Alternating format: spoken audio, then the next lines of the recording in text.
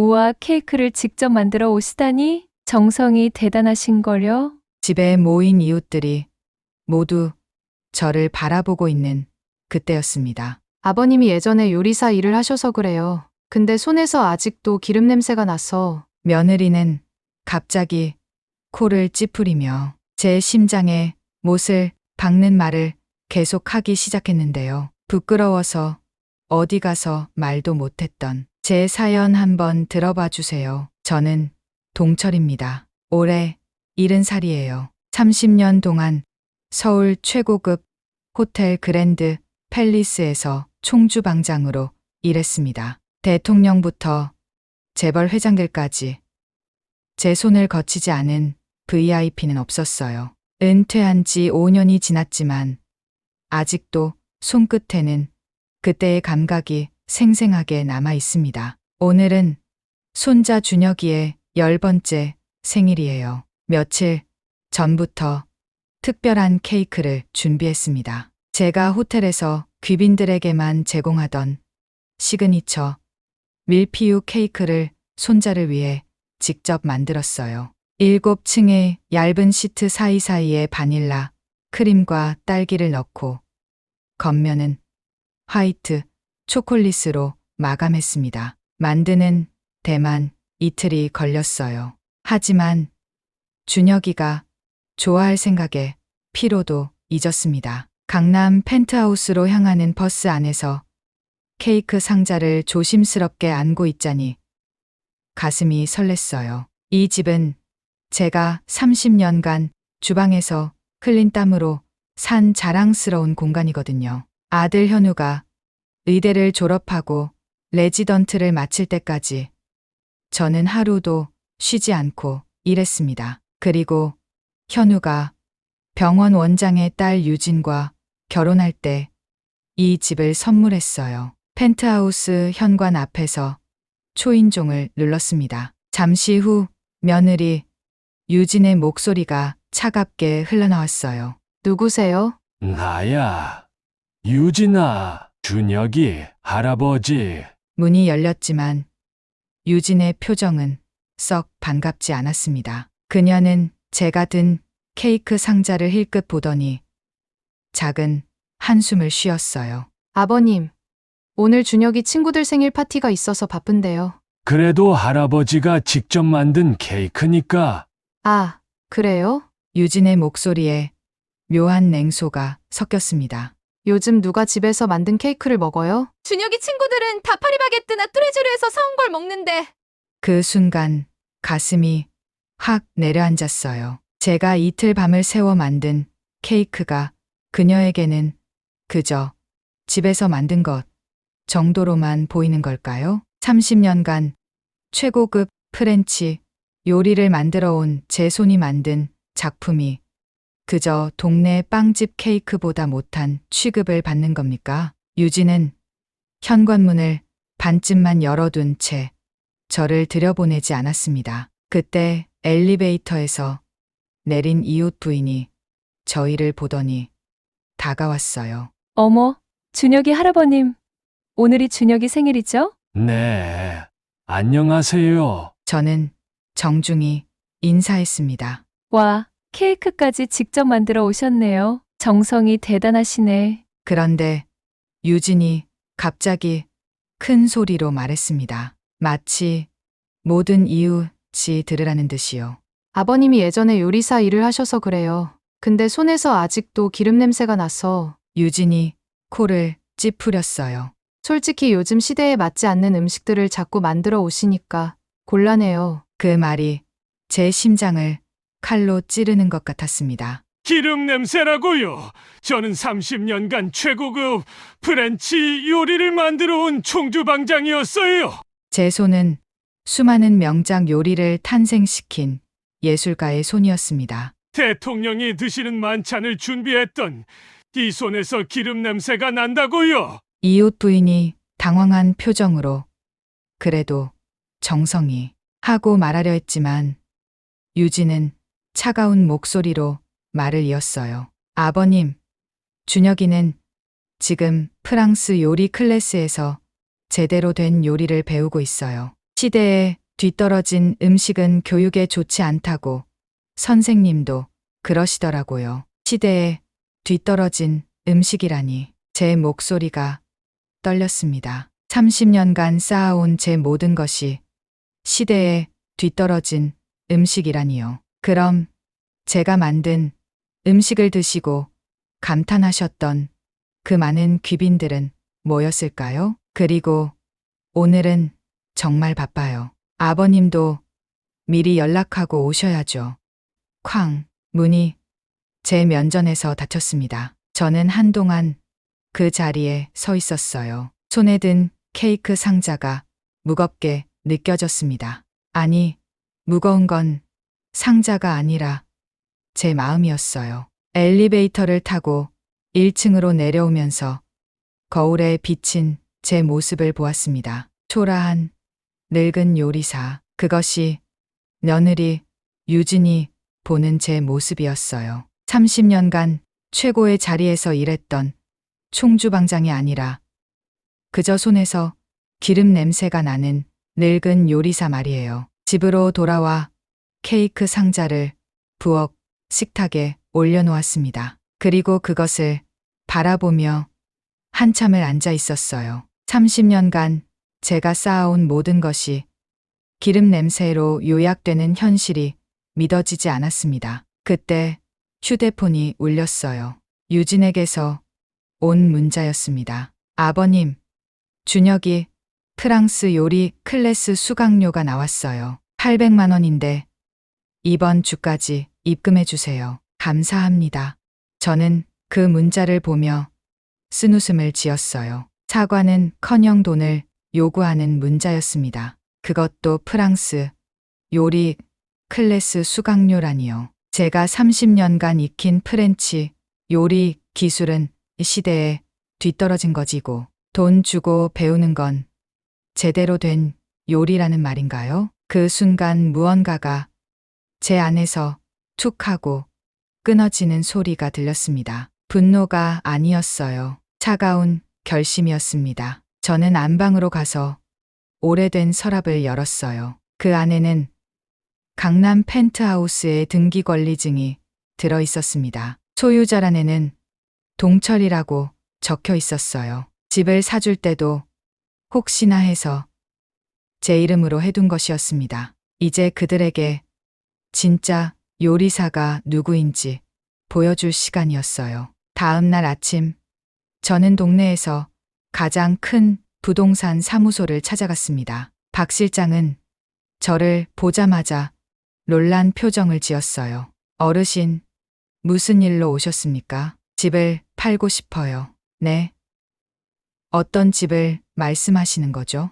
강남 펜트하우스. 우리 현우가 사는 그 집 말이에요. 박 실장의 얼굴이 하얗게 질렸습니다. 어르신, 혹시 아드님과 상의는 하셨는지요? 상의할 필요 없어요. 제 집이니까. 저는 가방에서 등기 권리증을 꺼내 보여줬어요. 박 실장이 서류를 확인하더니 더욱 당황한 표정을 지었습니다. 이게 정말 어르신 소유네요. 네, 그렇습니다. 하지만 저는 이미 결심을 굳혔어요. 이제 그들에게 진짜 요리사가 누구인지, 제가 얼마나 대단한 사람이었는지 보여줄 시간이었습니다. 박 실장은 몇 번이나 만류했지만 소용없었어요. 가족 간의 일은 신중하게 생각하셔야. 박 실장님, 제가 30년간 주방에서 일해서 번 돈으로 산 집이에요. 그런데 그 집에 사는 며느리가 제 손에서 기름 냄새가 난다고 하더라고요. 박 실장의 눈이 커졌습니다. 그렇다면 이해가 되네요. 하지만 그래도 아니에요. 더 이상 참을 수 없습니다. 저는 단호하게 말했어요. 일주일 후 박 실장에게서 연락이 왔습니다. 집을 보러 올 매수 희망자가 있다는 것이었어요. 젊은 신혼부부라고 하시네요. 내일 오후에 보러 오신대요. 좋습니다. 제가 직접 안내하겠어요. 다음 날 오후 저는 현우가 병원에 간 시간을 노려 펜트하우스로 향했습니다. 제 손에는 여전히 그 집의 열쇠가 있었거든요. 문을 열고 들어서자 5년 전 제가 직접 설계한 주방이 눈에 들어왔어요. 최고급 가스레인지, 대형 냉장고, 넓은 조리대, 모든 것이 제 손에 맞게 만들어진 공간이었습니다. 이곳에서 저는 수많은 요리를 만들어 가족들에게 선보였어요. 하지만 이제는 그 추억들이 아프게만 느껴졌습니다. 30분 후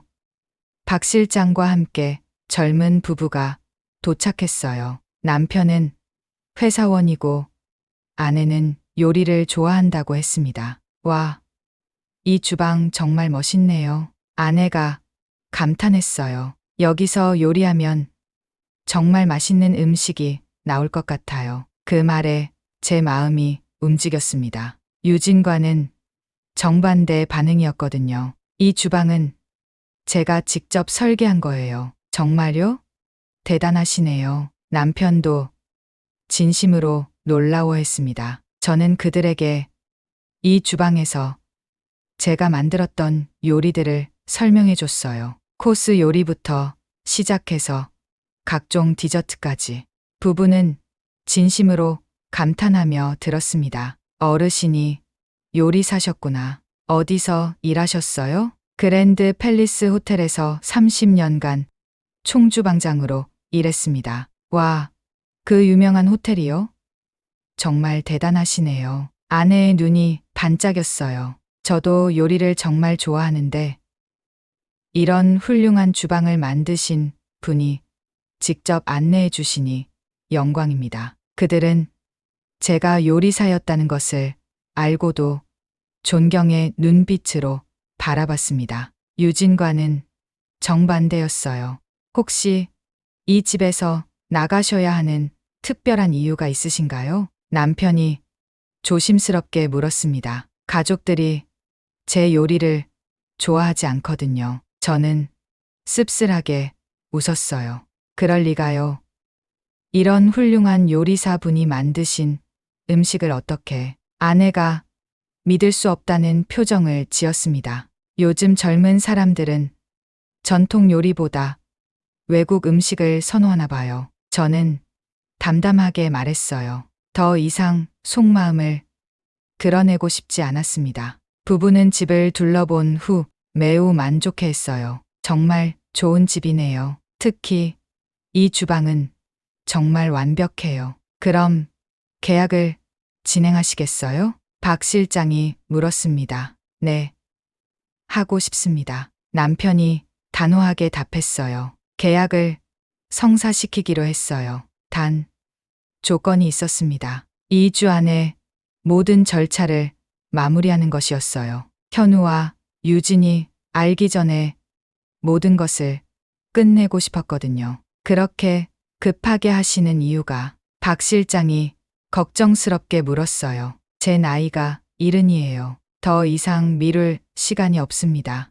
계약서에 사인을 하는 순간 저는 해방감을 느꼈어요. 이제 진짜 전쟁이 시작되는 거였습니다. 30년간 기름 냄새 나는 손으로 번 돈으로 산 집을 진짜 요리를 사랑하는 사람들에게 넘겨주는 거예요. 유진이 제 요리를 얼마나 무시했는지 곧 뼈저리게 느끼게 될 겁니다. 계약이 완료된 지 사흘 후 예상했던 일이 일어났습니다. 현우와 유진이 제 집으로 찾아온 거예요. 둘 다 얼굴이 하얗게 질려 있었습니다. 문을 열자마자 현우가 떨리는 목소리로 말했어요. 아버지, 이게 무슨 일이에요? 무슨 일이긴요.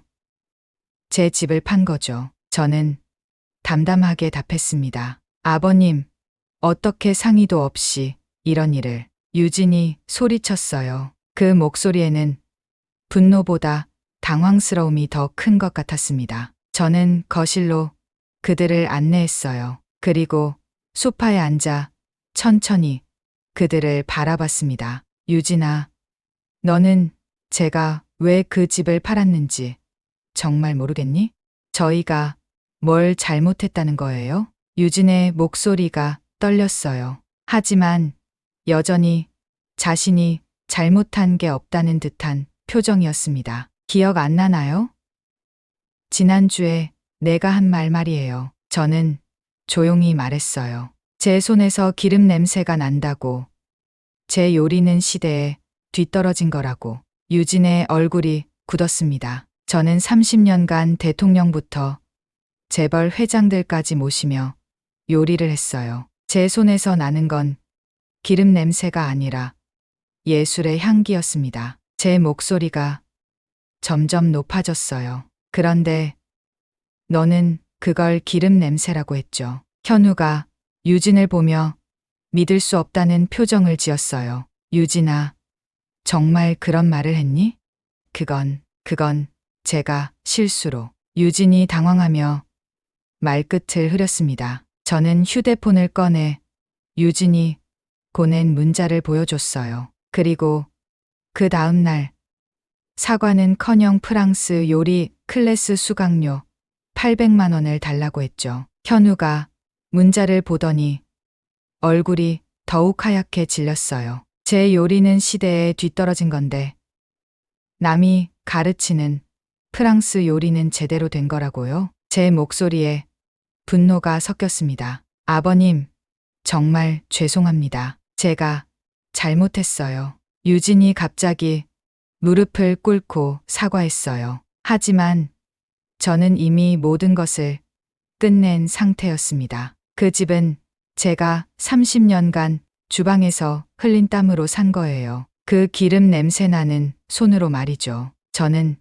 차가운 목소리로 말했어요. 이제 그 집은 진짜 요리를 사랑하는 사람들에게 갔어요. 그들은 제 주방을 보고 감탄했거든요. 현우가 절망적인 표정으로 저를 바라봤습니다. 아버지, 제발 다시 생각해 주세요. 저희가 잘못했어요. 현우야, 넌 잘못한 게 없어요. 잘못한 건 유진이죠. 저는 아들을 바라보며 말했어요. 하지만 너도 아내가 그런 말을 하는 걸 막지 못했잖아요. 현우의 어깨가 축 늘어졌습니다. 제가 몰랐어요, 아버지. 정말 몰랐습니다. 이제 알았으니 됐어요. 저는 일어나서 부엌으로 갔습니다. 그리고 며칠 전 만들었던 그 케이크를 가져왔어요. 아직 냉장고에 그대로 있었거든요. 이 케이크 보이죠? 준혁이 생일을 위해 이틀 밤을 새워 만든 거예요. 유진이 케이크를 보더니 눈물을 흘리기 시작했어요. 하지만 당신은 이걸 집에서 만든 음식이라며 거부했죠. 파리바게뜨 케이크가 더 낫다고 했고요. 죄송해요. 정말 죄송해요.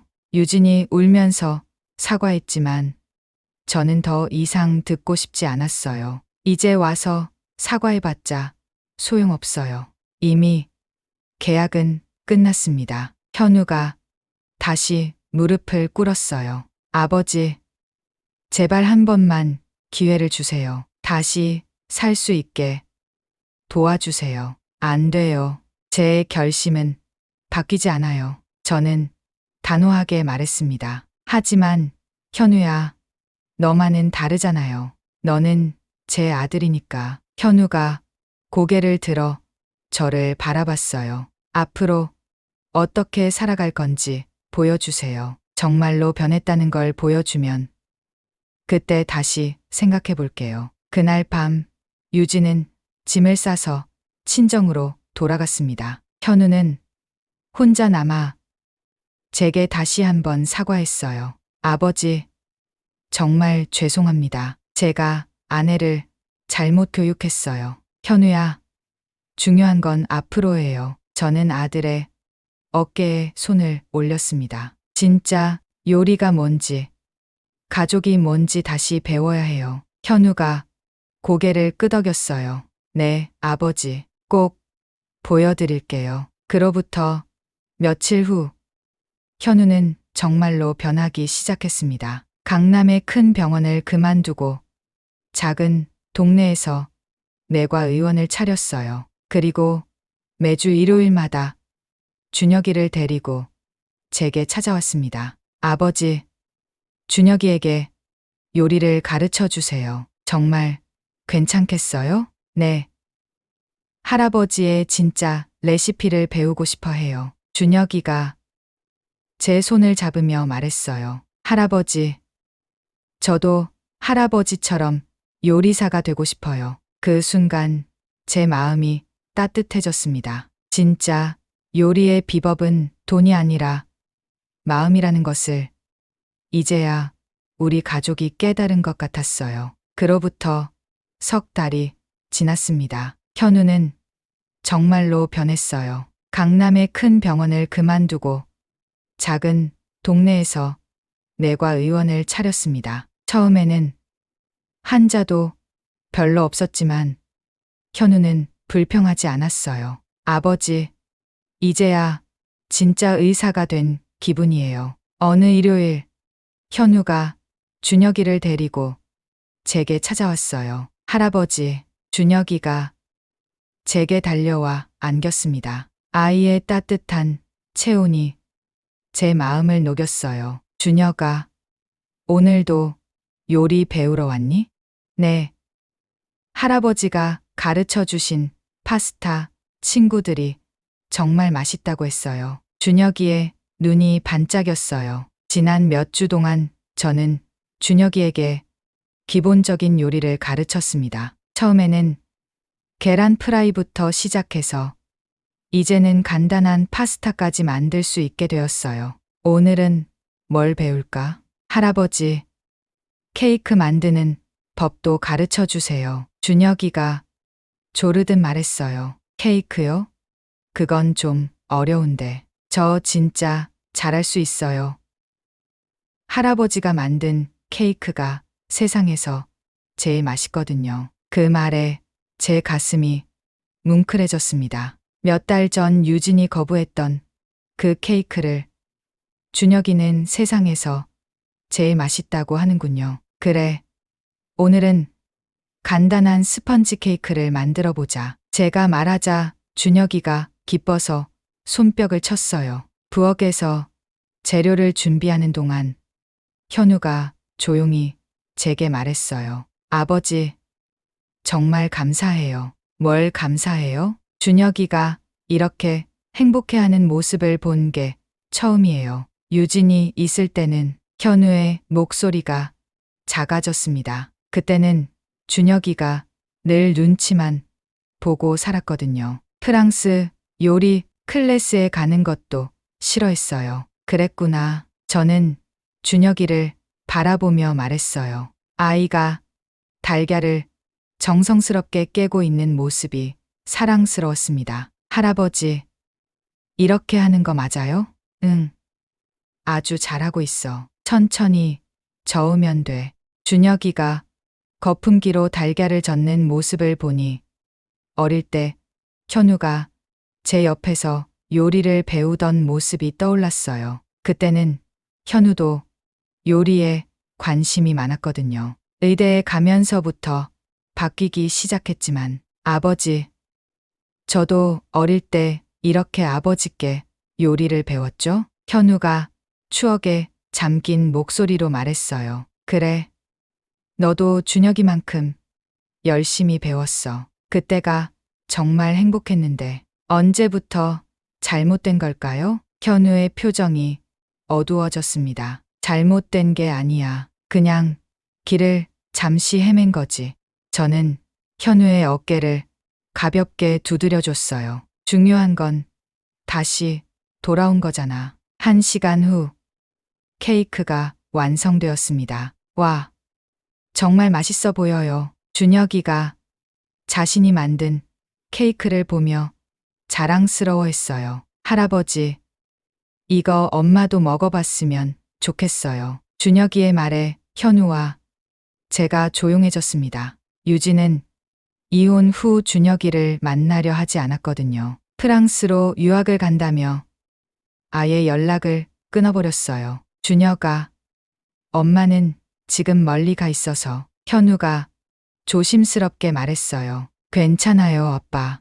저는 할아버지랑 아빠가 있으니까 행복해요. 준혁이가 밝게 웃으며 말했습니다. 그 순간 제 마음이 따뜻해졌어요. 이 아이는 정말 강한 아이구나 싶었습니다. 할아버지, 다음에는 뭘 배울까요? 다음엔 할아버지의 특별한 비프 스튜를 가르쳐 줄까? 와, 정말요? 준혁이가 신이 나서 뛰어다녔어요. 저녁 시간이 되어 현우와 준혁이가 돌아갈 준비를 했습니다. 아버지, 다음 주에도 올게요. 언제든 와. 할아버지는 늘 기다리고 있을 테니까. 현우가 제 손을 잡으며 말했어요. 아버지, 정말 죄송했어요. 그리고 고마워요. 뭘 고마워해. 우리 가족인데. 준혁이가 제게 달려와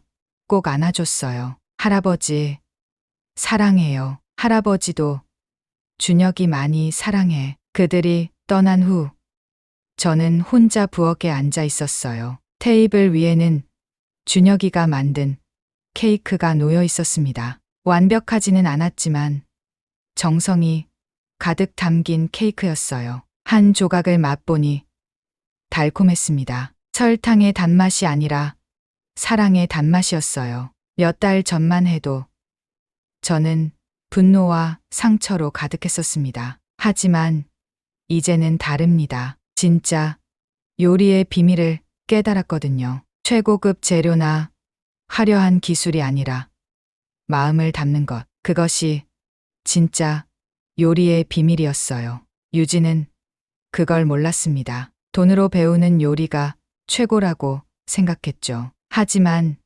준혁이는 다릅니다. 이 아이는 요리의 진짜 의미를 알고 있어요. 할아버지의 요리가 세상에서 제일 맛있어요. 준혁이의 말이 다시 떠올랐습니다. 그 말 한마디가 제게는 어떤 상보다 값진 것이었어요. 저는 케이크를 한 조각 더 먹으며 미소를 지었습니다. 앞으로도 준혁이에게 많은 것을 가르쳐 주고 싶었어요. 요리뿐만 아니라 사람의 마음을 담는 법까지. 그래서 이 아이가 진짜 요리사가 될 수 있도록 말이에요. 따뜻한 마음을 가진 요리사로 자라날 준혁이를 생각하니 가슴이 벅차올랐습니다. 1년이 지났습니다. 준혁이는 이제 11살이 되었어요. 키도 훌쩍 자랐고 요리 솜씨도 많이 늘었습니다. 오늘은 준혁이의 생일이에요. 할아버지, 올해는 제가 직접 케이크를 만들고 싶어요. 준혁이가 신이 나서 말했어요. 정말이니? 혼자서 할 수 있겠어? 네. 할아버지가 가르쳐 주신 대로 하면 돼요. 준혁이의 눈에는 자신감이 가득했습니다. 1년 전 처음 요리를 배우기 시작했을 때와는 완전히 달라진 모습이었어요. 현우도 함께 왔습니다. 요즘 현우는 정말 많이 변했어요. 작은 동네 의원이지만 환자들이 많이 찾아오고 있었습니다. 아버지, 준혁이가 요즘 집에서도 계속 요리를 해요. 친구들이 놀러 와서 준혁이가 만든 음식을 먹고는 모두 깜짝 놀라더라고요. 그래?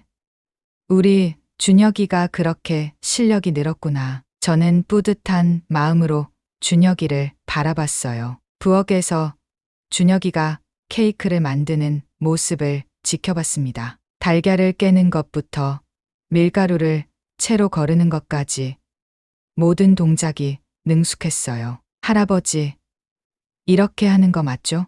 응. 아주 잘하고 있어. 그런데 준혁아, 예. 요리할 때 가장 중요한 재료가 뭔지 알고 있니? 준혁이가 고개를 갸우뚱했어요. 밀가루요? 아니면 달걀? 아니야, 마음이야. 저는 준혁이의 머리를 쓰다듬어 줬어요. 마음이요? 그래. 아무리 좋은 재료를 써도 마음이 없으면 맛없는 음식이 돼. 반대로 평범한 재료라도 마음을 담으면 세상에서 가장 맛있는 음식이 되지. 준혁이가 진지한 표정으로 고개를 끄덕였어요. 할아버지, 저도 마음을 담아서 만들고 있어요. 아빠랑 할아버지가 맛있게 드셨으면 좋겠어서요. 그 말에 제 가슴이 뭉클해졌습니다. 2시간 후 케이크가 완성되었어요. 겉보기에는 완벽하지 않았지만 정성이 가득 담긴 케이크였습니다. 와, 정말 예쁘게 나왔네. 현우가 감탄했어요. 아빠, 맛봐주세요. 준혁이가 케이크를 한 조각 잘라서 현우에게 줬어요. 현우가 한 입 먹더니 눈을 크게 떴습니다. 와, 이게 정말 준혁이가 만든 거야? 너무 맛있는데? 정말요? 할아버지도 드셔보세요. 저도 한 조각을 받아서 맛봤어요. 달콤하고 부드러운 맛이 입 안에 퍼졌습니다. 기술적으로는 부족한 점이 있었지만 마음이 담긴 맛이었어요. 준혁아, 정말 맛있다. 할아버지가 먹어본 케이크 중에 가장 맛있어. 정말요? 준혁이의 얼굴이 환하게 밝아졌어요. 그때 현우가 조용한 목소리로 말했어요. 아버지, 사실 어제 유진에게서 연락이 왔어요. 저와 준혁이가 현우를 바라봤습니다. 프랑스에서 요리를 배우고 있는데 한국에 잠시 들어온다고 하더라고요. 준혁이를 만나고 싶다고. 준혁이의 표정이 어두워졌어요. 엄마가요? 응. 어떻게 할까? 만나고 싶으면 만나도 되고 싫으면 안 만나도 돼. 현우가 조심스럽게 물었어요. 준혁이가 잠시 생각하더니 말했어요. 만나고는 싶어요. 하지만 뭐야? 엄마가 또 할아버지 요리를 나쁘게 말하면 어떡하죠? 그 말에 저는 깊은 한숨을 쉬었습니다. 아직도 준혁이 마음에는 그때의 상처가 남아 있었던 거예요. 준혁아, 괜찮아. 할아버지는 이제 그런 말 들어도 상처받지 않아. 정말요? 정말이야. 왜냐하면 준혁이가 할아버지의 요리를 좋아해 주니까. 준혁이가 제게 달려와 꼭 안겼어요. 할아버지, 저는 할아버지 요리가 세상에서 제일 좋아요. 할아버지도 준혁이가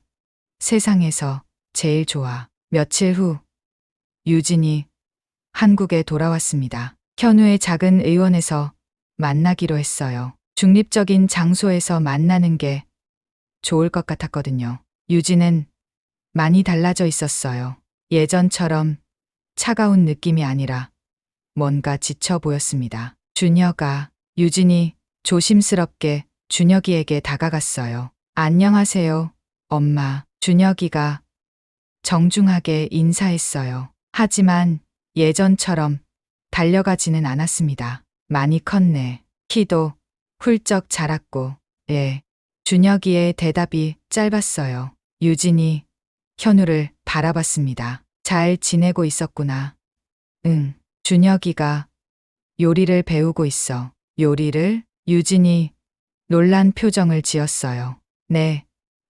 할아버지께 배우고 있어요. 준혁이가 자랑스럽게 말했어요. 유진의 표정이 복잡해졌습니다. 혹시 아버님은 어떻게 지내시니? 현우가 저를 바라보며 말했어요. 아버지는 잘 지내세요. 준혁이에게 요리를 가르쳐 주시면서 정말 행복해 하세요. 유진이 고개를 숙였어요. 제가 정말 잘못했어요. 아버님께 너무 심한 말씀을 드렸죠. 이제 와서 그런 말 해봤자 소용없어. 현우가 차가운 목소리로 말했어요. 아니에요. 정말 후회하고 있어요. 프랑스에서 요리를 배우면서 깨달았어요. 진짜 요리는 기술이 아니라 마음이라는 걸. 유진의 목소리가 떨렸어요. 아버님의 요리에는 30년간의 경험과 사랑이 담겨 있었는데 저는 그걸 몰랐어요. 준혁이가 조용히 말했어요. 엄마, 할아버지 요리는 정말 맛있어요. 할아버지가 저에게 가르쳐 주신 건 요리가 아니라 사랑이었어요. 그 말에 유진이 눈물을 흘리기 시작했어요. 준혁아, 엄마가 정말 미안해. 하지만 준혁이는 더 이상 말하지 않았어요. 그저 고개만 끄덕일 뿐이었습니다. 그날 이후 유진은 다시 프랑스로 돌아갔어요. 하지만 이번에는 달랐습니다. 정기적으로 준혁이에게 연락을 하며 안부를 물었거든요. 저는 준혁이에게 말했어요. 준혁아, 엄마도 변하고 있는 것 같구나. 할아버지가 그런 것처럼요? 그래. 사람은 언제든 변할 수 있어. 중요한 건 진짜 마음이야. 준혁이가 고개를 끄덕였어요. 저도 할아버지처럼 마음 따뜻한 요리사가 될 거예요. 그 말에 제 가슴이 벅차올랐습니다. 진짜 요리의 레시피를 물려줄 수 있어서 정말 행복했어요.